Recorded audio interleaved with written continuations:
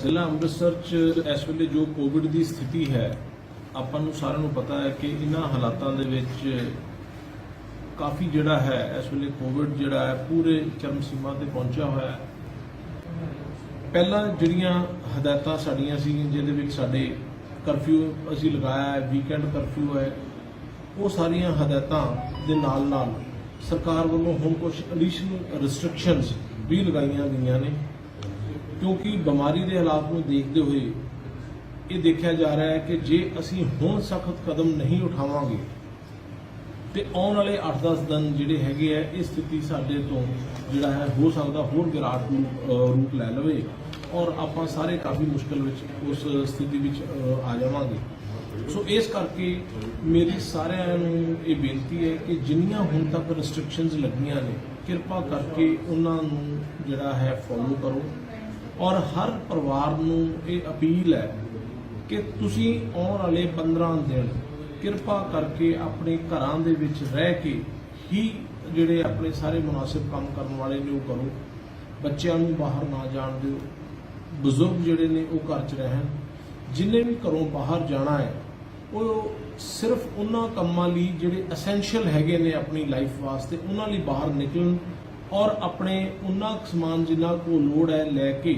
अपने जिहड़ा है घरां दे विच ज़्यादा तो ज़्यादा रहन नूं तरजीह देन, क्योंकि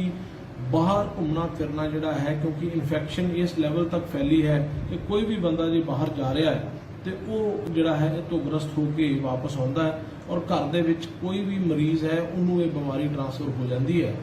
और जिस तरह आप जानते हैं कि 100 तो 85% लोग जिहड़े ने वो कई बार एसिम्पटोमैटिक रह जाते हैं, उन्होंने पता भी नहीं लगता। 15% लोगों के विच बीमारी जिहड़े अपने लक्षण जिहड़े बहुत दिखाती है, 5% दे विच ये काफ़ी एग्रावेट हो जाती है और 1% दे विच ये जिहड़ा है मोर्टैलिटी इत्थों तक वध जाती है सीवियरिटी इस डिजीज़ की कि उन्होंने व्यक्तियों की जिहड़ी है ये जानलेवा साबित होती है। सो आपां इस चीज़ को समझिए कि ये भावें परसेंटेज बहुत थोड़ी लगती है, लेकिन जिहड़ी साडी जनसंख्या है उहदे विच नंबर इन्ना ज़्यादा बन जाता है कि साडे कोल उस लैवल की मैडिकल व्यवस्था, उन्ने बैड्स और उन्हां दे उस लैवल की देख रेख करने लई जिहड़ी है वो हमेशा ही घाट रहिंदी है। सो इस करके इस समय ये बेहतर है कि असीं सारे अपने अपने घरां दे विच रहिए और जे तुहानूं लग रहा है कि तुहानूं कोई इस तरह के लक्षण है, साडे कंट्रोल रूमां के नंबर असीं पहलां भी शाया कर चुके, उत्थे संपर्क करो, 104 उत्ते संपर्क करो और जिहड़ा भी हॉस्पिटल जिहड़ा है जिथे बैड अवेलेबल है, जे किते मुश्किल आ रही है साडा गवर्नमेंट मैडिकल कॉलेज साडे बैड्स अवेलेबल हैगे ने, कृपा करके तुसीं उत्थे भी जिहड़ा है सानूं तुसीं अप्रोच कर सकते हैं। सो कुछ जिहड़ियां एडिशनल रिस्ट्रिक्शनस है जिहड़ियां हुण इमीडिएटली लागू हो रही ने, मैं वो दोबारा दस देना है। हुण सिर्फ तो सिर्फ असेंशियल कमोडिटीज़ वालियां दुकानां जिन्हां दे विच कैमिस्ट शॉप्स, दुध, खान पीन, fruit, dairy, poultry, eggs, meat, mobile repair जो कोई जरूरी है, तो जिहड़े एग्रीकल्चर सीड्स, इन्हां दियां जिहड़ियां दुकानां ने जिन्हां नाल रोज़मर्रा जिंदगी दे विच तुहानूं इन्हां दी लोड़ पैंदी, ये दुकानां खुल्लियां रहणगीਆਂ। Laboratories, medical laboratories, nursing homes, medical establishments जिहड़े ने ये खुले रहणगे। इस तो अलावा हर तरह की दुकान, चाहे वो मुनियारी दी है, कपड़े दी है, होर किसी किस्म दी दुकानां ने, वो सारियां बंद रहणगीਆਂ। और पिछले समय ये देखने आया है कि कई बारी कोई बंदा अपनी सिर्फ दुकान खोलन करके 4 पैकेट दुध दे रख लेंदा है या थोड़ी उत्थे इहो जिहा समान रख लेंदा है कि शायद मैं एसेंशियल कमोडिटीज़ नूं दिखा के अपना दूसरा किता चला पावां। ये उन्हां वीरां नूं सख्त हदायत है कि केवल ते केवल जिहड़े एसेंशियल कमोडिटीज़ नाल डील करदे ने उही दुकानां खुल्लियां रहन और दूसरा कोई जिहड़ा है इस तरीके की जिहड़ी है कार्रवाई ना करे, क्योंकि मेन साडा पर्पस है कि लोकां दी आवाजाही घटाइए और लोकां नूं जिहड़ा है घरां च ही रहन लई असीं जिहड़ा है प्रेरित करिए। और बाहर वाले आने वाले व्यक्तियों वास्ते 72 घंटे तो पहला दी नैगेटिव रिपोर्ट लाजमी कर दी गई है। जो कोई बाहरों आ रहा है, वैक्सीनेशन सर्टिफिकेट एटलीस्ट घट्टो घट्ट 1 डोज लई होवे 2 वीक पुरानी, वो लाजमी हो गया है। जो कोई बाहरों आता है, सारे सरकारी दफ्तरां दे विच 50% जिहड़ी स्ट्रेंथ हैगी है वो उहदे ते वर्क करनगे ਔਰ ਜਿਹੜਾ ਹੈ ਕੋਵਿਡ ਮੈਨੇਜਮੈਂਟ ਦੇ ਨਾਲ ਜਿਹੜੇ ਦਫ਼ਤਰ ਲੱਗੇ ਹੈਗੇ ਨੇ ਉਹਨਾਂ ਨੂੰ ਇੱਕ ਤੋਂ ਛੋਟ ਹੈ, ਉਹ ਸਾਰੇ ਦੇ ਸਾਰੇ ਪੂਰੀ ਸਟਰੈਂਥ 'ਚ ਕੰਮ ਕਰਨਗੇ। 4 ਵੀਲਰਸ ਦੇ ਵਿੱਚ ਕੇਵਲ 2 ਪੈਸੇਂਜਰਸ ਤੇ ਨਾਲ ਜਿਹੜਾ ਹੈ ਡਰਾਈਵਰ ਅਲਾਉਡ ਹੋਏਗਾ। 2 ਵੀਲਰਸ ਦੇ ਵਿੱਚ ਜਿਹੜਾ ਹੈ ਪਿਲੀਅਨ ਰਾਈਡਿੰਗ ਜਿਹੜੀ ਹੈ ਉਹ ਬੰਦ ਹੈ, ਕੇਵਲ ਇੱਕੋ ਪਰਿਵਾਰ ਦੇ 2 ਮੈਂਬਰ ਜਿਹੜੇ ਨੇ ਉਹਦੇ ਤੇ ਸਵਾਰੀ ਕਰ ਸਕਦੇ ਨੇ। ਵੈਡਿੰਗ ਸੈਰੇਮਨੀਜ਼, ਫਿਊਨਰਲਸ, ਇਹਨਾਂ ਵਾਸਤੇ ਜਿਹੜੀ ਗੈਦਰਿੰਗਸ ਹੈਗੀ ਹੈ ਇਹ 10 ਬੰਦਿਆਂ ਦੀ ਗੈਦਰਿੰਗ ਦੀ ਜਿਹੜੀ ਲਿਮਟ ਹੈ ਉਹ ਫਿਕਸ ਕਰ ਦਿੱਤੀ ਗਈ ਹੈਗੀ ਹੈ। ਪਿੰਡਾਂ 'ਚ ਠਿਕਰੀ ਪਹਿਰੇ ਔਰ ਉਹ ਨਾਈਟ ਕਰਫਿਊ ਨੂੰ ਲਾਗੂ ਕਰਨ ਲਈ ਠਿਕਰੀ ਪਹਿਰਿਆਂ ਦੇ ਆਰਡਰਸ ਕੀਤੇ ਜਾ ਰਹੇ ਹੈਗੇ ਨੇ। ਸਬਜ਼ੀ ਮੰਡੀਆਂ ਦੇ ਵਿੱਚ ਦੇਖਣ 'ਚ ਆਇਆ ਕਿ ਸਵੇਰੇ ਆਮ ਲੋਕ ਵੀ ਸਬਜ਼ੀ ਖਰੀਦਣ ਚਲੇ ਜਾਂਦੇ ਨੇ, ਜਦੋਂ ਕਿ ਸਬਜ਼ੀ ਮੰਡੀਆਂ ਸਿਰਫ ਹੋਲਸੇਲਰਸ ਨੂੰ ਦੇਣ ਵਾਸਤੇ ਹੈਗੀਆਂ ਨੇ ਔਰ ਹੋਲਸੇਲਰਸ ਤੋਂ ਬਾਅਦ ਰਿਟੇਲਰਸ ਨੇ ਜਿਹੜੇ ਘਰਾਂ ਤੱਕ ਪਹੁੰਚ ਕਰਨੀ ਹੈ ਉਹ ਉੱਥੋਂ ਮਾਲ ਲੈਣਗੇ। ਲੋਕਾਂ ਨੂੰ ਬੇਨਤੀ ਹੈ ਕਿ ਉਹ ਮੰਡੀਆਂ ਦੇ ਵਿੱਚ ਰਸ਼ ਘਟਾਉਣ ਔਰ ਆਪ ਉੱਥੇ ਨਾ ਜਾਣ। ਇਹ ਜਿਹੜਾ ਕਾਰੋਬਾਰ ਸਵੇਰੇ ਤੜਕਸਾਰ ਉਹਨਾਂ ਨੂੰ ਕਰਨ ਦੀ ਆਗਿਆ ਹੋਵੇਗੀ, ਲੇਕਿਨ ਜਿਹੜੇ ਹੈ ਲੋਕ ਆਮ ਤੌਰ ਤੇ ਉੱਥੇ ਜਿਹੜਾ ਨਾ ਜਾਣ, ਉਹਨਾਂ ਤੱਕ ਪਹੁੰਚ ਜਿਹੜੀ ਹੈ ਜੋ ਉਹਨਾਂ ਦਾ ਰਿਟੇਲ ਸਿਸਟਮ ਬਣਿਆ ਹੈ ਉਹਦੇ ਰਾਹੀਂ ਹੀ ਹੋਏਗੀ। ਕਿਸਾਨ ਜਥੇਬੰਦੀਆਂ ਤੇ ਸਾਡੇ ਧਾਰਮਿਕ ਲੀਡਰਸ ਨੂੰ ਜਿਹੜਾ ਹੈ ਇਹ ਅਸੀਂ ਇਹਦੇ ਵਿੱਚ ਬੇਨਤੀ ਕੀਤੀ ਹੈ ਕਿ ਆਪਣੇ ਧਰਨਾ ਪ੍ਰਦਰਸ਼ਨ ਗੈਦਰਿੰਗਸ ਜਿਹੜਾ ਹੈ ਉਹਨਾਂ ਨੂੰ ਬਿਲਕੁਲ ਘਟਾ ਕੇ, ਜੇ ਬਿਲਕੁਲ ਸਿੰਬੋਲਿਕ ਤੁਸੀਂ ਕਰਨਾ ਹੈ ਤੇ 2-4-5 ਬੰਦੇ ਰਹਿ ਕੇ ਕਰ ਸਕਦੇ ਨੇ, ਲੇਕਿਨ ਇਹਨੂੰ ਬੰਦ ਕੀਤਾ ਜਾਵੇ, ਧਰਨੇ ਪ੍ਰਦਰਸ਼ਨ ਨਾ ਕੀਤੇ ਜਾਣ। ਇਹ ਇੱਕ ਜਨਹਿਤ ਵਿੱਚ ਉਹਨਾਂ ਨੂੰ ਸਾਰਿਆਂ ਨੂੰ ਬੇਨਤੀ ਹੈਗੀ ਹੈ।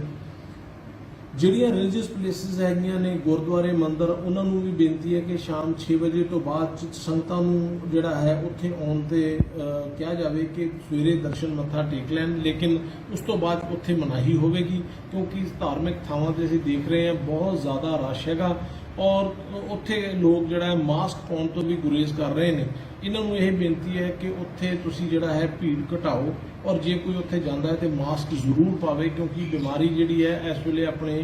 ਪੂਰਾ ਭਿਆਨਕ ਰੂਪ ਲੈ ਚੁੱਕੀ ਹੈ। ਸਾਡੇ ਵੱਲੋਂ ਜੇ ਕਿਸੇ ਨੇ ਆਕਸੀਜਨ ਜਿਹੜੀ ਹੈ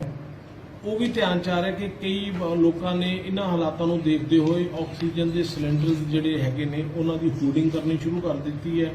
ਔਰ ਇਹਨਾਂ ਦੇ ਪ੍ਰਾਈਸਿਸ ਵੀ ਜ਼ਰੂਰਤ ਤੋਂ ਜ਼ਿਆਦਾ ਹਾਈਕ ਕਰ ਦਿੱਤੇ ਨੇ। ਉਹਨਾਂ ਵਾਸਤੇ ਵੀ ਅਸੀਂ ਜਿਹੜਾ ਹੈ ਸਖਤ ਕਾਰਵਾਈ ਕਰ ਰਹੇ ਹਾਂ ਕਿ ਇਹੋ ਜਿਹੇ ਕਿਸੇ ਨੂੰ ਹੋਰਡਿੰਗ ਕਰਨ ਦੀ ਅਲਾਉਡ ਨਹੀਂ ਹੋਏਗਾ।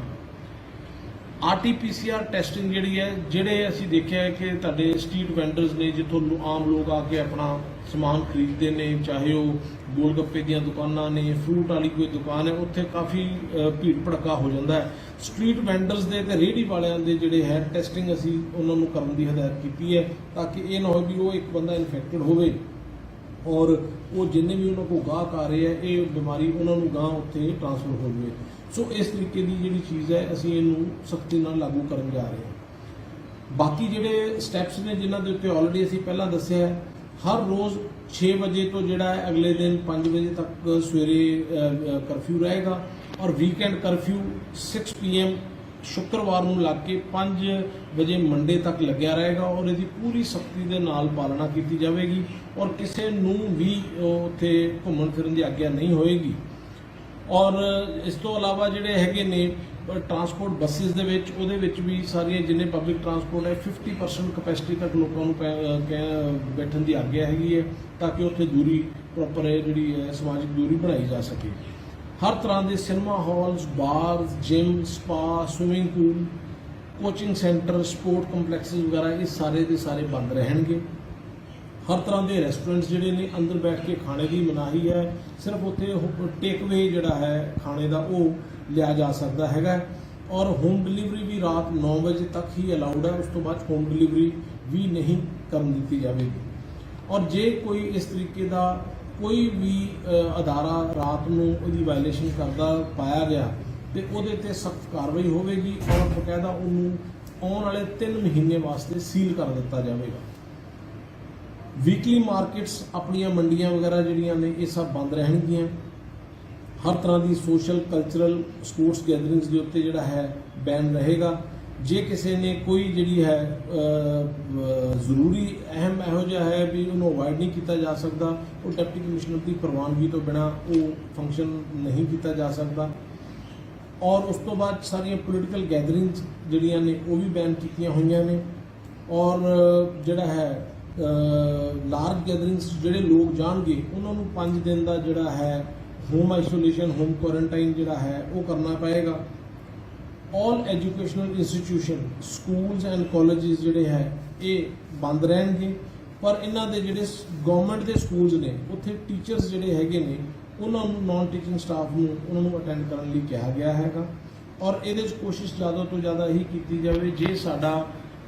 ਆਨਲਾਈਨ ਟੀਚਿੰਗ ਸਿਸਟਮ ਹੋ ਸਕਦਾ ਹੈ ਤੇ ਉਹਨੂੰ ਪ੍ਰੈਫਰੈਂਸ ਦਿੱਤੀ ਜਾਵੇ, ਤਾਂ ਕਿ ਗੈਦਰਿੰਗ, ਕਿਉਂਕਿ ਜਿਹੜੇ ਵੀ ਕੋਈ ਟੀਚਰ ਸਾਹਿਬਾਨ ਆਉਣਗੇ ਜਾਣਗੇ ਉਹ ਆਪਣੇ ਆਪ ਨੂੰ ਐਕਸਪੋਜ਼ ਕਰਨਗੇ। ਇਹ ਦੇਖ ਕੇ ਜਿਹੜਾ ਹੈ ਕੋਸ਼ਿਸ਼ ਕਰੋ ਕਿ ਵੱਧ ਤੋਂ ਵੱਧ ਆਨਲਾਈਨ ਟੀਚਿੰਗ ਦੇ ਉੱਤੇ ਹੀ ਆਪਾਂ ਫੋਕਸ ਕਰੀਏ। ਜਿੰਨੇ ਵੀ ਮੈਡੀਕਲ ਤੇ ਨਰਸਿੰਗ ਕਾਲਜਿਸ ਨੇ ਉਹ ਖੁੱਲੇ ਰਹਿਣਗੇ, ਕਿਉਂਕਿ ਉਹਨਾਂ ਦੇ ਜਿਹੜੇ ਪੜ੍ਹਦੇ ਸਟੂਡੈਂਟਸ ਹੈ ਉਹਨਾਂ ਦੀ ਕਿਸੇ ਟਾਈਮ ਵੀ ਸਾਨੂੰ ਜਿਹੜਾ ਹੈ ਇਸ ਕੋਵਿਡ ਨਾਲ, ਪੈਂਡੇਮਿਕ ਨਾਲ ਲੜਾਈ ਕਰਨ ਲਈ ਲੋੜ ਪੈ ਸਕਦੀ ਹੈਗੀ ਹੈ। ਹਰ ਤਰ੍ਹਾਂ ਦੇ ਰਿਕਰੂਟਮੈਂਟ ਐਗਜ਼ਾਮਸ ਪੋਸਟਪੋਨ ਕਰ ਦਿੱਤੇ ਗਏ ਨੇ। ਪ੍ਰਾਈਵੇਟ ਆਫਿਸਿਸ ਜਿਹੜੇ ਨੇ ਇਨਕਲੂਡਿੰਗ ਇੰਡਸਟਰੀ,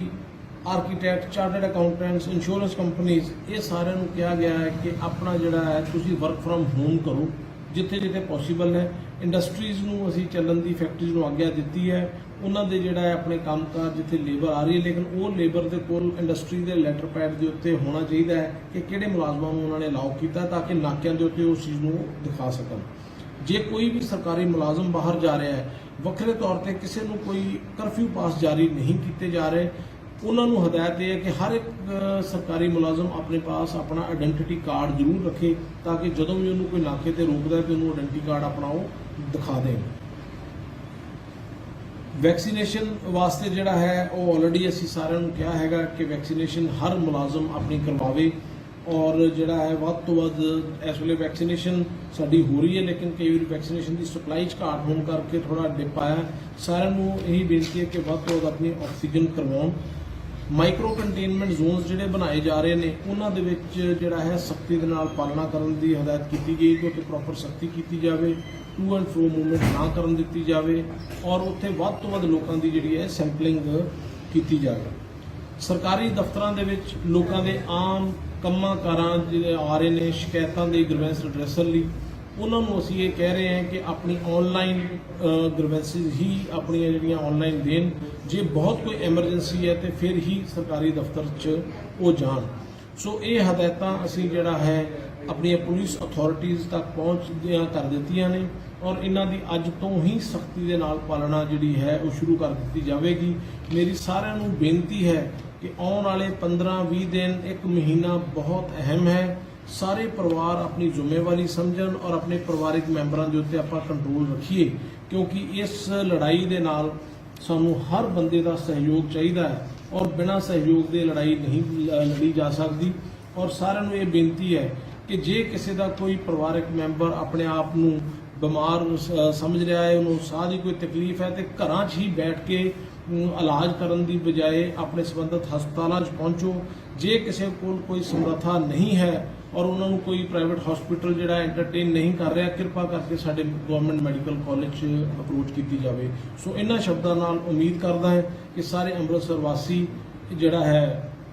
ਇਸ ਚੀਜ਼ ਦਾ ਸਾਨੂੰ ਸਹਿਯੋਗ ਦੇਣਗੇ, ਪ੍ਰਸ਼ਾਸਨ ਨੂੰ। ਔਰ ਜੇ ਅਸੀਂ ਆਉਣ ਵਾਲੇ 15 ਦਿਨ ਇਹ ਸੰਯਮ ਵਰਤ ਲਿਆ ਔਰ ਆਪਣੇ ਤੇ ਡਿਸਪਲਿਨ ਕਾਇਮ ਰੱਖ ਲਿਆ, ਤੇ ਇਹ ਸ਼ਾਇਦ